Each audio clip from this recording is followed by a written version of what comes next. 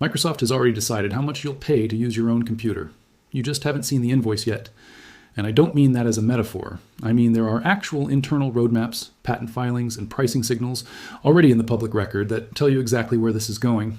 Windows 12 is not an upgrade. It's a business model. And the proof has been sitting in plain sight for anyone who bothered to look. Let me show you exactly what's happening. And more importantly, what you can do before it locks in. And let's talk about what's actually been confirmed, because this isn't speculation anymore. The shift started with Windows 11. 0 requirements as a security push. And sure, there was a security component. But look at what came with it. A locked-in Microsoft account requirement for the Home Edition out of the box, tighter integration with OneDrive, and a constant push toward Microsoft 365 subscriptions baked right into the Start menu. Those weren't accidents. They were architecture decisions. Each one made Windows slightly more dependent on Microsoft's cloud infrastructure, and slightly less yours. Then came Recall. If you missed this one, here's what it is.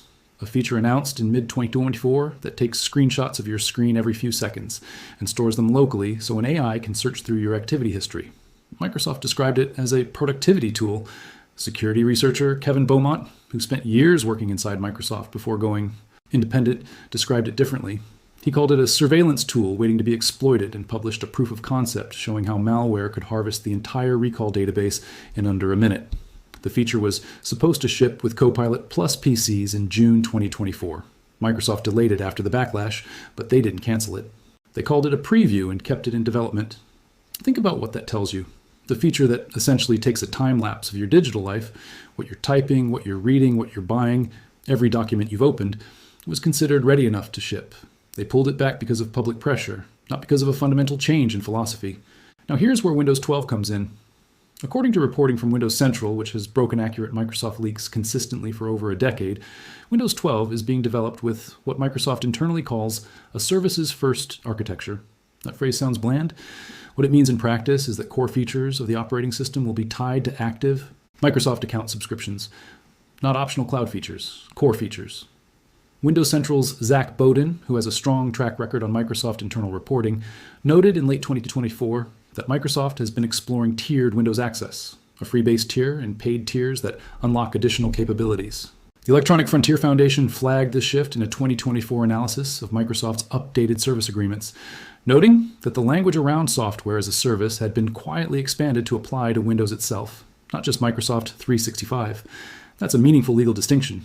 When software is a service, the company can modify, restrict, or revoke access in ways that don't apply to software you actually own. And there's a patent trail.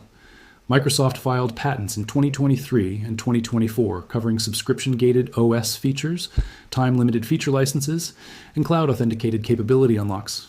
Patents aren't product roadmaps. Companies file them defensively all the time. But when you combine the patent filings with the services first architecture language, with the Microsoft 365 bundling already in Windows 11, with the Recall infrastructure, a picture forms. You're not buying an operating system. You're buying access to one. Let me put it more plainly. Right now, if you buy Windows 11 once, you can use it until the hardware dies. Under the model Microsoft is moving toward, you'd pay annually, or you'd lose features. Maybe you lose Recall search. Maybe you lose the AI assistant integration. Maybe eventually you lose security updates unless you're on the paid tier. Microsoft hasn't announced that last one, but they don't have to announce it yet. They just have to build the infrastructure that makes it possible. And they are. To understand why they're doing this, you have to look at where Microsoft makes its money now versus 5 years ago. In 2019, Windows licensing was still a significant revenue line. By 2024, it's a rounding error compared to Azure and Microsoft 365. The commercial cloud business, Azure, Teams, Office 365 subscriptions, generate over $135 billion in fiscal year 2024. Windows OEM licensing, somewhere around $6 billion. That's not a business Microsoft is going to protect at the expense of its cloud strategy. Here's the uncomfortable truth. From a pure business standpoint, the Windows licensing model is broken for Microsoft. You pay once. You use it for 5 to 10 years. Microsoft spends money on updates and support the entire time and earns nothing additional from you. Meanwhile, they watch companies like Adobe and Autodesk convert their entire businesses to subscriptions and double their revenue. Of course they want that. Any CFO at any company would want that. The strategy isn't new either. Adobe killed the perpetual license for Creative Suite in 2013. There was outrage. Designers screamed about it. And then most of them paid, because the alternative was falling behind on tools their clients expected them to use. Microsoft is betting the same dynamic plays out with Windows. The switching cost is high. Most people have never run anything other than Windows. Corporate IT departments have built decades of infrastructure around it. That inertia is worth tens of billions of dollars, and Microsoft knows it. This is the part that actually bothers me. It's not just that they want subscription revenue. That's business. It's that the way they're building toward it is designed so that by the time you notice the cage, you're already inside it. Recall isn't just a feature. It's a data set. Your activity history, stored and searchable, becomes the foundation for personalized AI services, which then become the premium tier you pay extra for. The product isn't Windows. You are. Your data, your habits, your workflow, that's the business model. When I started digging into the patent filings and cross-referencing them with the architecture decisions in Windows 11, the pattern was hard to unsee. And if you felt like something was off, like Windows has been getting more aggressive about account sign-ins, more insistent about OneDrive, more pushy about Microsoft 365 trials, you were reading that correctly. It's been deliberate. So what can you actually do about this? Let me walk you through 4 real options, because not everyone is in the same situation, and one size doesn't fit here. The first option is to harden what you already have.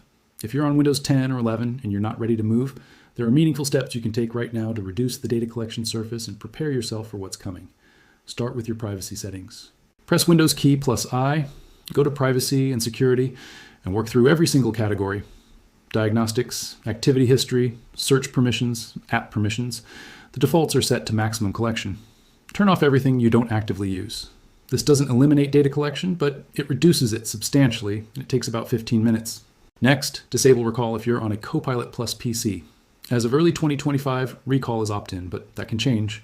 Go to Settings, then Privacy and Security, then Recall and Snapshots, and toggle it off completely. If you don't see it yet, check for Windows updates. It may not have rolled out to your device yet. When it does, turn it off before it starts building a history.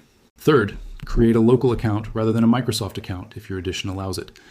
On Windows 11 Pro, this is still possible. On Home, Microsoft has made it significantly harder. You have to use a workaround during setup to bypass the Microsoft account requirement. I'm not going to detail workarounds here, but a quick search for Windows 11 local account setup will show you several documented methods that work without any third-party tools. The reason this matters: a local account means your data doesn't flow to Microsoft's servers as part of normal usage. It's a meaningful privacy distinction. The second option is to stay on Windows 10 through its official support window. Microsoft's end of support date for Windows 10 is October 14th, 2025. After that, no more free security patches, unless you pay for extended security updates, which Microsoft has said they'll offer for consumers at a cost that hasn't been fully finalized. This gives you a runway. You get to see what Windows 12 actually looks like before committing. If the subscription model is as aggressive as the signals suggest, you'll know by then, and you can make a real decision rather than speculating like we're doing now. The risk is that security vulnerabilities after October 2025 go unpatched unless you pay. For a secondary machine or an offline machine, that's manageable. For your main work computer, it's a real risk. The third option is to move to Linux. I know that used to be the punchline, just use Linux, but this is not 2015 anymore. Dar's OS have gotten genuinely usable for everyday computing. If your workflow is browser-based, document editing, video calls, and media consumption, you can run Linux today with minimal friction. I switched my secondary laptop to Linux Mint 18 months ago, and I've genuinely not missed Windows for anything I use it for. The honest caveats: if you rely on Adobe Creative Cloud, certain industry-specific software, or serious gaming, Linux has real gaps. For gaming specifically, Valve's Proton compatibility layer has changed the equation significantly. A large percentage of Steam titles now run on Linux, but it's not seamless. Don't switch for gaming and expect no issues. The fourth option, and this is the one worth thinking seriously about even if you don't act on it today, is to diversify away from the Windows ecosystem entirely. That doesn't mean throwing your computer in a bin. It means being deliberate about which parts of your computing life are tied to Microsoft infrastructure. Use a browser-based email client instead of Outlook if you can. Store important files locally or in a non-Microsoft cloud service. Use cross-platform apps where they exist. This reduces your switching cost if Windows 12's subscription model turns out to be as aggressive as the evidence suggests. You don't have to leave the ecosystem to reduce your dependence on it. One honest note before we move on. If you're in a corporate or enterprise environment, most of this section doesn't apply the same way. Enterprise Windows licensing works differently. Your IT department controls the settings you'd be adjusting, and the subscription architecture will likely be negotiated at a volume level your company handles. This is primarily relevant for home users, freelancers, and small businesses buying retail licenses.